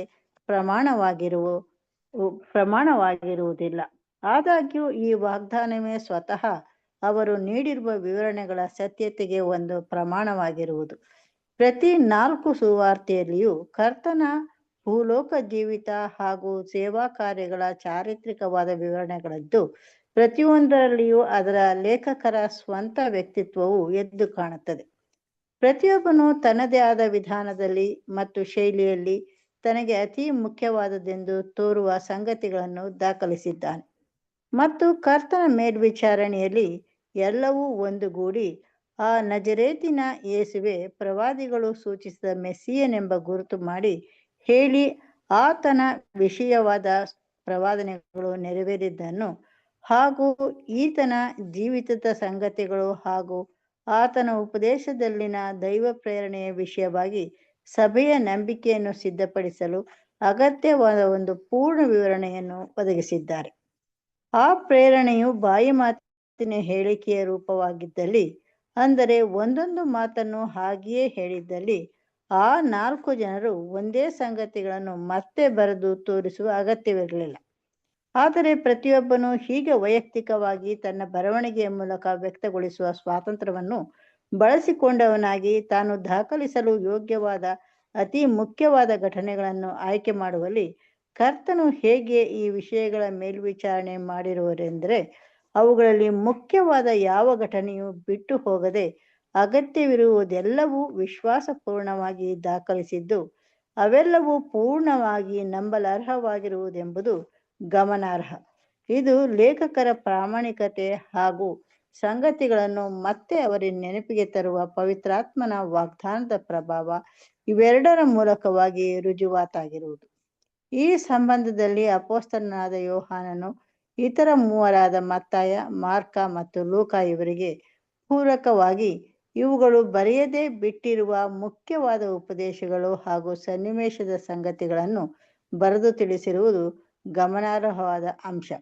ನಿಮ್ಮ ಬ್ಯಾಕ್ಸ್ಟಾರ್ ಅಥವಾ ಆಕ್ಸ್ಫರ್ಡ್ ಪ್ರಕಾಶನದ ಟೀಚರ್ಸ್ ಬೈಬಲ್ ಇದರಲ್ಲಿರುವ ಸುವಾರ್ತೆಗಳಲ್ಲಿ ಹೊಂದಾಣಿಸಲಾದ ಸಂಗತಿಗಳ ಪಟ್ಟಿಯ ಕಡೆಗೆ ಕಣ್ಣು ಹಾಯಿಸಿದಲ್ಲಿ ಇದು ತೋರಿಬರುತ್ತದೆ ಎಂಬುದು. Thank you sister. ಪ್ರಿಯ ಸಹೋದರ ಮತ್ತು ಸಹೋದರಿಯರೇ, ಇವ್ರಿಗೆ ಕೊಟ್ಟಲ್ಪಟ್ಟಂತ ಒಂದು ಕೆಲಸನೇ ಏನು ಅಂತ ನಾವು ನೋಡ್ಬೇಕಾದ್ರೆ ಅಪೊಸ್ತಲರ ಒಂದು ಕರ್ತವ್ಯ ಅಂದ್ರೆ ದೇವರ ಒಂದು ವಿಚಾರಗಳನ್ನ ಇಡೀ ಲೋಕ ಕಟ್ಟಕಡವರೆಗೆ ಸಾರ್ಬೇಕು. ಇಲ್ಲಿದ್ದಂತ ಶಿಷ್ಯಂದಿರೆಲ್ಲರೂ ಕೂಡ ವೆಲ್ ಅಂಡ್ ಎಜುಕೇಟೆಡ್ ಆದ್ರು, ಯಾವ ರೀತಿ ಪವಿತ್ರಾತ್ಮ ಬಂದಿರೋದ್ರಿಂದ ಇವ್ರು ಯಾವುದೇ ಕಾರಣಕ್ಕೂ ಕೂಡ ತಪ್ಪಾದಂತ ರೀತಿಯಲ್ಲಿ ಏನು ಕೂಡ ಬರ್ದಿಲ್ವಂತೆ. ಇವ್ರಿಗೆಲ್ಲರಿಗೂ ಕೂಡ ದೇವರೊಂದು ಪ್ರೇರೇಪಣೆಯಿಂದನೇ ಇಡೀ ಒಂದು ಗ್ರಂಥನ ಬರ್ದಿರೋದು, ತಿಳಿಸಿರೋದು. ಅದರಲ್ಲಿ ಅವರು ಆದಂತ ಒಂದು ಅನುಭವಗಳು, ಅವ್ರಿಗೆ ಒಂದು ರೀತಿಯ ಒಂದು ವಿಚಾರಗಳು. ಈಗ ಯೇಸು ಕ್ರಿಸ್ತರನ್ನ ಬರೀ ಒಬ್ಬರಲ್ಲ 12 ಜನ ನೋಡ್ತಾ ಇದಾರೆ. 12 ಜನನು ಕೂಡ 12 ಆಂಗಲ್ ನಲ್ಲಿ ಯೇಸು ಕ್ರಿಸ್ತನ ಥಿಂಕ್ ಮಾಡಿದ್ದಾರೆ. ಅದನ್ನ ಅವ್ರಿಗೆ ಅವ್ರದೇ ಆದಂತ ಒಂದು ಶೈಲಿಲಿ ಬರ್ದು ತಿಳಿಸಿದ್ದಾರೆ. ಇದಾದ್ಮೇಲೆ ಅವ್ರೇನಾದ್ರು ಕೆಲವೊಂದು ವಿಚಾರಗಳನ್ನ, ಮೂಲವಾದಂತ ಒಂದು ಪಾಠಗಳನ್ನ ಏನಾದ್ರು ಬಿಟ್ಟಿದ್ರೆ ಬೇರೆ ಸಹೋದರಗಳು ಕೂಡ ಅವರ ಒಂದು ಗ್ರಂಥದಲ್ಲಿ ಬರ್ದಿ ಮುಗಿಸ್ತಾ ಇದ್ರು. ಪ್ರಮುಖವಾಗಿ ಹೊಸ ಒಡಂಬಡಿಕೆನ ಅನೇಕ ಸಹೋದರ ಸಹೋದರಿಯರು ಬರ್ದಿದ್ದಾರೆ. ಆದ್ರೆ ಪ್ರಿಯ ಸಹೋದರ ಮತ್ತು ಸಹೋದರರೇ, ಪ್ರಮುಖವಾಗಿ ಶಿಷ್ಯಂದಿರುಗಳೇನೆ ಅಲ್ಲಿ ಉಲ್ಲೇಖ ಮಾಡಿರೋದು. ಏನಕ್ಕಂದ್ರೆ ಆ ಹಳೆ ಒಡಂಬಡಿಕೆಯಲ್ಲಿ ನಾವು ನೋಡ್ಬೇಕಾದ್ರೆ ಸಹೋದರಿಗಳ ಹೆಸರು ಬರ್ಬೋದು, ಬಟ್ ಹೊಸ ಒಡಂಬಡಿಕೆಯಲ್ಲಿ ಮೂಲವಾಗಿ ಶಿಷ್ಯಂದಿರುಗಳನ್ನೇ ಇಲ್ಲಿ ಬರ್ದಿರೋದು ಮತ್ತೆ ಹೇಳ್ತಾ ಇರೋದು. ಕೆಲವೊಂದು ಸಹೋದರಿಗಳ ಹೆಸರು ಕೂಡ ಬರುತ್ತೆ, ಆದ್ರೆ ಅದನ್ನ ನೋಡ್ದಂತ ಒಬ್ಬ ಸಹೋದರಿಗಳು ಇದನ್ನ ಬರ್ದಿದ್ದಾರೆ. ಇದ್ರಲ್ಲಿ ಮೂಲವಾಗಿ ಜಾಸ್ತಿ ಬರ್ದಿರೋದು ಯಾರು ಅಂತ ನಾವು ನೋಡ್ಬೇಕಾದ್ರೆ ಪೇತ್ರ ಬರ್ದಿದ್ದಾರೆ. ಅದಾದ್ಮೇಲೆ ಪೀಟರ್ ಬರ್ದಿದ್ದಾರೆ, ಜಾನ್ ಬರ್ದಿದ್ದಾರೆ. ಇವ್ರಿಗೆಲ್ಲರಿಗಿಂತ ಹೆಚ್ಚಿಗೆ ಆಗಿ ನಾವು ಪೌಲು ಹೆಚ್ಚಾಗಿ ಪುಸ್ತಕಗಳನ್ನ ಬರ್ದಿದ್ದಾರೆ. ಒಟ್ಟು 13 ಪುಸ್ತಕಗಳನ್ನ ಪೌಲ್ ಬರ್ದಿ 13 ಸಭೆಗಳನ್ನ ಸ್ಥಿರವಾದಂತ ರೀತಿಯಲ್ಲಿ ನಿಲ್ಸೋದಕ್ಕೆ ಇವರು ಪ್ರಾಮುಖ್ಯವಾಗಿ ನಿಂತಿದ್ದಾರೆ. ಪ್ರಿಯ ಸಹೋದರ ಮತ್ತು ಸಹೋದರರೇ, ಈ ಒಂದು 4 ಜನಗಳಲ್ಲಿ ಪ್ರಮುಖವಾಗಿ ನಾವು ನೋಡ್ಬೇಕಾದ್ರೆ ಪೌಲನ್ನು ಹೆಚ್ಚಿಗೆಯಾಗಿ ಬರ್ದು ಅವರ ಒಂದು ಗಮನಾರ್ಹವಾದಂತ ಒಂದು ಪಾಠಗಳನ್ನ ಇಲ್ಲಿ ತಿಳಿಸಿದ್ದಾರೆ. ಇಲ್ಲಿ ನಾವು ಗಮನಿಸ್ಬೇಕಾಗಿರ್ಬೇಕಾದ್ರೆ ಇವ್ರೆಲ್ರೂ ಕೂಡ ಇಷ್ಟ ಐಕ್ಯತೆಯಾಗಿ ಬರ್ದಿರೋದು ಈಗ್ಲೂ ಕೂಡ ಮಿಸ್ಟ್ರಿ ಅಂತೆ. ಅಂದ್ರೆ ಯಾವುದೇ ಒಂದು ಡಾಕ್ಟ್ರಿನ್, ಯಾವುದೇ ಒಂದು ಡಿಕ್ಷನರಿ ಡಾಕ್ಟ್ರಿನ್ಗಳೇ ಆಗ್ಲಿ ನಾವು ನೋಡ್ಬೇಕಾದ್ರೆ, ಅಂದ್ರೆ ಒಂದು ಆಕ್ಸ್ಫರ್ಡ್ ಅಂತ ನಾವು ನೋಡ್ತೀವಿ. ಅಂದ್ರೆ ಈಗಿನ ಒಂದು ಕಾಲದಲ್ಲಿ ಸಂಶೋಧನೆಕರು ಅಂತ ಅಂದ್ಬಿಟ್ಟು ನಾವು ಕರಿತೀವಿ. ಇಂಥವ್ರಿಗೂ ಕೂಡ ಈ ಒಂದು ಪುಸ್ತಕ ಒಂದು ವಿಶೇಷವಾದಂತ ರೀತಿಯಲ್ಲೇ ಕಾಣಿಸುತ್ತೆ. ಏನಕ್ಕೆ ಅಂದ್ರೆ ಒಂದಕ್ಕೆ ಇನ್ನೊಂದು ಸಂಬಂಧಪಟ್ಟಿದೆ. ಒಂದು ವಿಚಾರಗಳನ್ನ ಎಲ್ಲೋ ಒಂದ್ ಕಡೆ ಬರ್ದಿದ್ರೆ ಅದೇ ಒಂದು ವಿಚಾರಗಳನ್ನ 10 ರೀತಿಯಲ್ಲಿ ಒಂದೇ ಒಂದು ಪದಕ್ಕೆ ಜೋಡಣೆ ಆಗೋ ತರ ಇನ್ನೊಂದ್ ಕಡೆನೂ ಕೂಡ ಬರ್ದಿದ್ದಾರೆ. ಇದನ್ನೆಲ್ಲ ನಾವು ನೋಡ್ಬೇಕಾದ್ರೆ ಇದು ಮನುಷ್ಯನ ಒಂದು ಜ್ಞಾನದಲ್ಲಿ ಬಂದಿರೋ ಒಂದು ಪುಸ್ತಕ ಅಲ್ಲ ರೀ.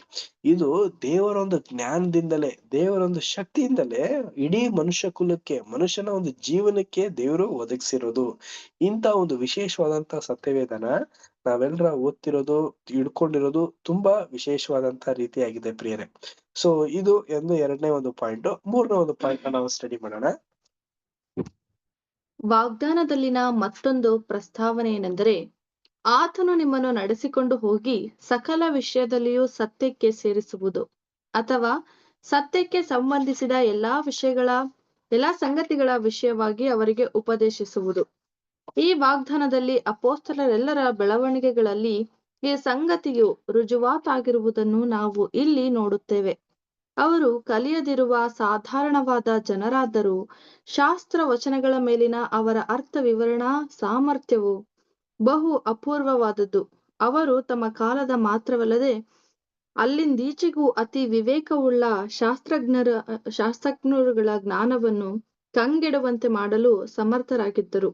ಧರ್ಮಶಾಸ್ತ್ರ, ಪ್ರವಾದಿಗಳು ಹಾಗೂ ಕರ್ತನ ಉಪದೇಶಗಳ ಬಗೆಗಿನ ತಮ್ಮ ತರ್ಕಬದ್ಧವಾದ ವಾದ ಸರಣಿಯ ಎದುರಿನಲ್ಲಿ ಮಿಥ್ಯೆಯನ್ನು ಪ್ರತಿಪಾದಿಸುವ ಯಾವ ವಾಗ್ಮಿಯೂ ನಿಲ್ಲಲು ಸಾಧ್ಯವಿಲ್ಲದಾಗಿತ್ತು.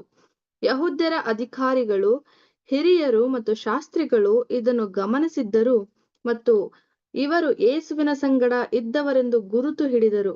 ಅಂದರೆ ಅವರು ಆತನ ಬೋಧನೆಗಳಲ್ಲಿ ಕಲಿತವರಾಗಿದ್ದು ಆತನ ಮನೋಭಾವವನ್ನು ಪಡೆದವರಾಗಿದ್ದರು. ಅಪೊಸ್ತಲರ ಕೃತ್ಯಗಳು 4ನೇ ಅಧ್ಯಾಯ 5, 6, 13ನೇ ವಚನಗಳು.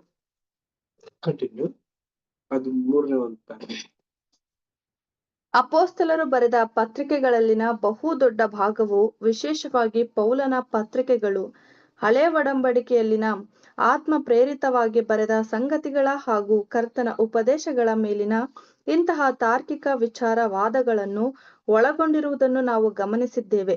ಮತ್ತು ಯಾರು ಅವರು ಅಪೊಸ್ತಲರು ಪ್ರಸ್ತುತಪಡಿಸಿರುವ ವಿಷಯಗಳ ವಾದ ಸರಣಿಗಳನ್ನು ಅನುಸರಿಸಿ ಅವರ ಮನೋಭಾವವನ್ನು ಹೊಂದಿರುವರೋ ಅವರು ಇವರುಗಳ ಮೂಲಕವಾಗಿ ಅದೇ ಸತ್ಯಪೂರ್ಣವಾದ ನಿರ್ಣಯಗಳ ಕಡೆಗೆ ನಡೆಸಲ್ಪಟ್ಟವರಾಗಿದ್ದು, ಆ ಮೂಲಕವಾಗಿ ನಮ್ಮ ನಂಬಿಕೆಯು ಮನುಷ್ಯ ಜ್ಞಾನದ ಮೇಲೆ ಆಧಾರಗೊಂಡಿರದೆ ದೇವರ ಶಕ್ತಿಯಲ್ಲಿ ಆಧಾರಗೊಂಡಿರುವಂತೆ ಮಾಡಲಾಗಿರುವುದು. 1 ಕೊರಿಂಥ 2ನೇ ಅಧ್ಯಾಯ 1-4-5 ವಚನಗಳು.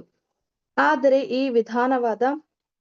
ಈ ವಿಧವಾದ ಬೋಧನೆಗಳಲ್ಲಿ ಹಾಗೂ ಚಾರಿತ್ರಿಕ ಸಹಿತವಾದ ಸಾಕ್ಷಿಗಳಲ್ಲಿ ವಚನದ ನಂತರ ವಚನವಾಗಿ ಹೇಳ ಬರೆಸಿರುವುದಕ್ಕೆ ಹಾಗೂ ಈ ಅಪೊಸ್ತಲರು ಕೇವಲ ಯಾಂತ್ರಿಕವಾಗಿ ರಂಜಿಸಿ ಹೇಳಿರುವರೆಂಬುದಕ್ಕೆ ಯಾವ ಪುರಾವೆಗಳು ನಮಗೆ ಕಾಣುವುದಿಲ್ಲ. ಆದರೆ ನಾವು ಶುಭವಾರ್ತೆಯನ್ನು ಸಾರಿ ಹೇಳಲು ಪವಿತ್ರವಾದ ಆಸಕ್ತಿ ಉಳ್ಳವರಾಗಿ ಸತ್ಯದ ಪರಿಜ್ಞಾನದಿಂದಲೂ ಸತ್ಯದ ಆತ್ಮನಿಂದ ತುಂಬಿದವರೆಂದು ಸ್ಪಷ್ಟವಾಗಿ ತೋರಿಸುವವರಾಗಿದ್ದಾರೆ. ಇದು ಅವರು ಬರೆದಿರುವ ಪತ್ರಿಕೆಗಳ ಎಲ್ಲಾ ಪುಟಗಳಲ್ಲಿ ಈ ಆಸಕ್ತಿ ಜ್ವಾಲೆಯ ಹೊಳಪು ಕಾಣಬಂದಿತ್ತು. ಅದೇ ಪವಿತ್ರವಾದ ಆಸಕ್ತಿ ಜ್ವಾಲೆಯು ದೇವಜನರೆಲ್ಲರ ಹೃದಯಗಳನ್ನು ಬೆಳಗಿಸಿರುವುದು ಎಂಬುದೇ.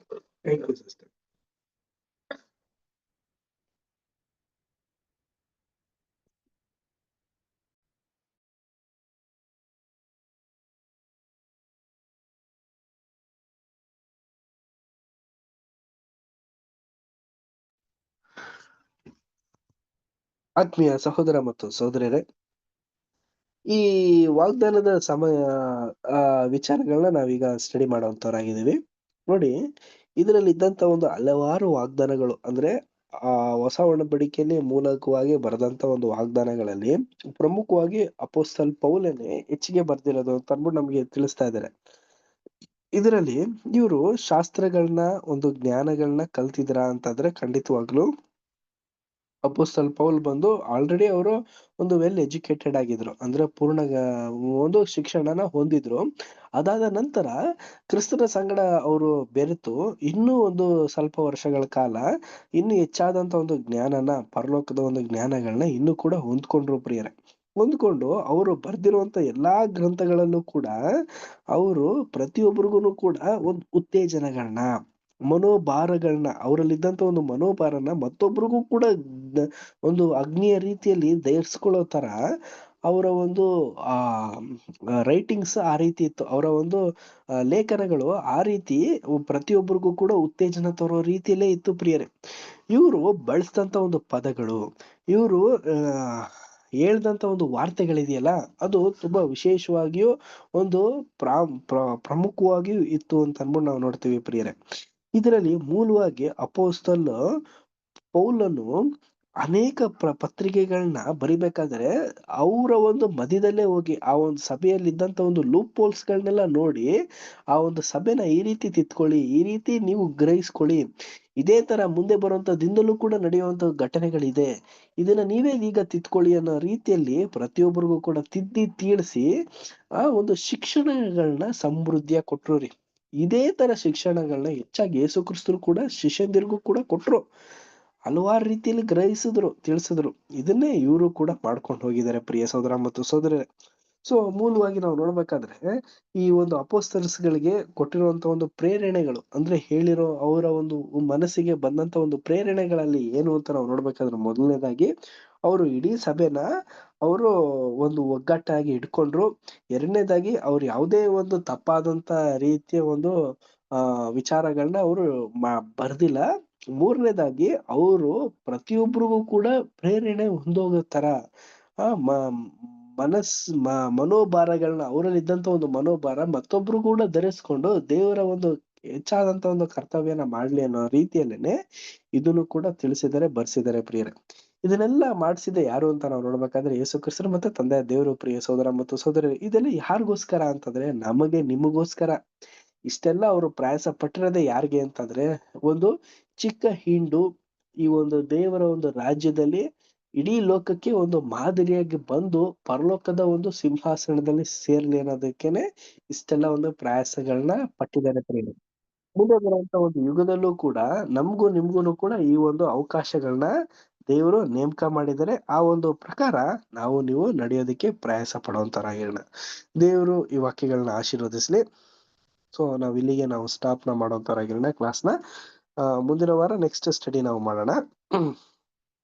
ಕೊನೆಯದಾಗಿ ಒಂದು ಪ್ರಾರ್ಥನೆನ ಸೋದರಾದಂತ ರವಿ ಬ್ರದರ್ ಮಾಡ್ಬೇಕಾ ಕೇಳ್ಕೊಳ್ತೀನಿ. ಬ್ರದರ್ ಒಂದು ಎಂಡಿಂಗ್ ಪ್ರೇಯರ್ ಮಾಡ್ತೀರಾ ರವಿ ಬ್ರದರ್?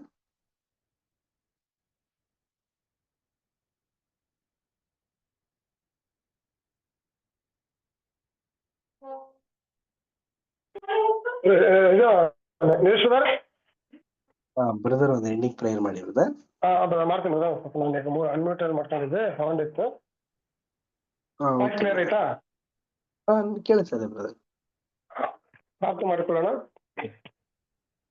ಪರಿಶುದ್ಧರು ಪರಿಶುದ್ಧರು ಪರಿಶುದ್ಧರು ಮಹೋನ್ನತರು ಸರ್ವಶಕ್ತರು ಅಗಮ್ಯವಾದ ಬೆಳಕಿನಲ್ಲಿ ವಾಸ ಮಾಡುವಂತ ನಮ್ಮ ಪ್ರೀತಿಯುಳ್ಳ ಪರಲೋಕದ ತಂದೆ ಯೆಹೋವ ದೇವರೇ, ನಿಮ್ಮ ಪರಿಶುದ್ಧ ನಾಮಕ್ಕೆ ಮತ್ತೊಂದು ವಾರ್ತೆ ನಾವು ಕೃತಜ್ಞತೆ ಸಲ್ಲಿಸುವರಾಗಿದ್ದೇವೆ. ಧನ್ಯವಾದ ದೇವರೇ, ಈ ದಿನದಲ್ಲಿ ಕೂಡ ಅಪ್ಪ ನಿನ್ನ ಮಕ್ಕಳಾದ ನಮ್ಮೆಲ್ಲರನ್ನು ಕೂಡ ಈ ಸಮಯದಲ್ಲಿ ಒಟ್ಟಾಗಿ ಸೇರಿಸಿ ಕ್ರಿಸ್ತನ ಜೀವಿತದ ಒಂದು ಪಾಠದ ವಿಷಯವಾಗಿ ದೇವರೇ ಸೋದರ ಮುಖಾಂತರವಾಗಿ ನಾವು ಕಲಿತುಕೊಳ್ಳುವಂತೆ ನೀವು ಕೊಟ್ಟಂತ ಒಳ್ಳೆ ಸಮಯಕ್ಕಾಗಿಯೂ ಧನ್ಯವಾದ ದೇವರೇ ನಾವು ಕೃತಜ್ಞತೆ ಸಲ್ಲಿಸುವರಾಗಿದ್ದೇವೆ.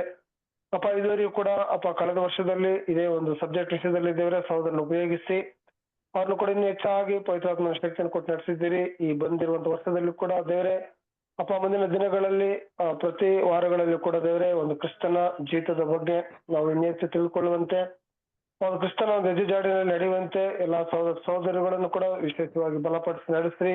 ಇರುವ ಕಷ್ಟ ಸಂಕಟ ಕಣ್ಣೀರುಗಳ ಮಧ್ಯದಲ್ಲಿ ದೇವರೇ ನಿಮ್ಮ ಸತ್ಯದ ವಿಷಯದಲ್ಲಿ ನಾವು ನಂಬಿಕೆ ಇಟ್ಟು ಅಪ್ಪ ನಿಮ್ಮ ಎಲ್ಲಾ ವಿಷಯಗಳಲ್ಲಿ ಕೂಡ ನಾವು ದೃಢವಾಗಿ ನಂಬಿ ಒಂದು ಚಿಕ್ಕ ಹಿಂಡಾಗಿ ಒಟ್ಟಾಗಿ ಎಲ್ಲರೂ ಕೂಡ ಓಡುವಂತೆ ನಮಗೆಲ್ಲರಿಗೂ ಬಲ ಕೊಡ್ರಿ, ತಾಳ್ಮೆ ಕೊಡ್ರಿ. ಎಲ್ಲರೂ ಕೂಡ ದೇವರ ಆಶೀರ್ವಾದ ಮಾಡ್ರಿ. ಎಲ್ಲಾ ಸಹೋದರಿಗಳನ್ನು ಕೂಡ ವಿಶೇಷವಾಗಿ ನಡೆಸ್ರಿ. ಅಪ್ಪ ಈ ಕೂಟದ ಆರಂಭದಿಂದ ಹಿಡಿದು ದೇವರ ಅಂತ್ಯದವರೆಗೂ ಎಲ್ಲರನ್ನು ಕೂಡ ದೇವರು ಸೇರಿಸಿ ಸಹೋದರನ್ನು ಕೂಡ ನಡೆಸಿ ಹೇಳಿಕೊಡುವಂತ ಒಂದು ಜ್ಞಾನವನ್ನು ಅವ್ರಿಗೆ ಕೊಟ್ಟಿದ್ದಕ್ಕಾಗಿಯೂ ದೇವರೇ ನಿಮಗೆ ಕೃತಜ್ಞತೆ ಸಲ್ಲಿಸುತ್ತಾ ಈ ಚಿಕ್ಕ ಪ್ರಾರ್ಥನೆಯನ್ನ ನಿಮ್ಮ ಪ್ರೀತಿಯ ಒಬ್ಬನೇ ಮಗನು, ನಮ್ಮೆಲ್ಲರ ಕರ್ತನು, ನಮ್ಮೆಲ್ಲರ ರಕ್ಷಕನು, ನಮ್ಮೆಲ್ಲರ ಒಡೆಯನು, ವಿಮೋಚಕನು ಆಗಿರುವ ನಜರೇತಿನ ಯೇಸು ಕ್ರಿಸ್ತನ ಪರಿಶುದ್ಧ ನಾಮದಲ್ಲಿ ಪ್ರಾರ್ಥಿಸಿ ಬೇಡಿ ಹೊಂದಿಕೊಂಡಿದ್ದೇವೆ ನಮ್ಮ ಪರಲೋಕದ ತಂದೆಯೇ. Amen. Thank you brother. Thank you brother. Thank you brothers and sister. Brothers and ಸಿಸ್ಟರ್ಸ್ಗೆ ನಮಸ್ಕಾರ. ನಮಸ್ತೆ. ನಮಸ್ತೆ. ನಮಸ್ತೆ. Thank you brother. ಎಲ್ಲ ಬ್ರದರ್ ಸಿಸ್ಟರ್ ನಮಸ್ತೆ ಎಲ್ಲ ಸಹೋದರ ಸಹೋದರಿಯರಿಗೂ.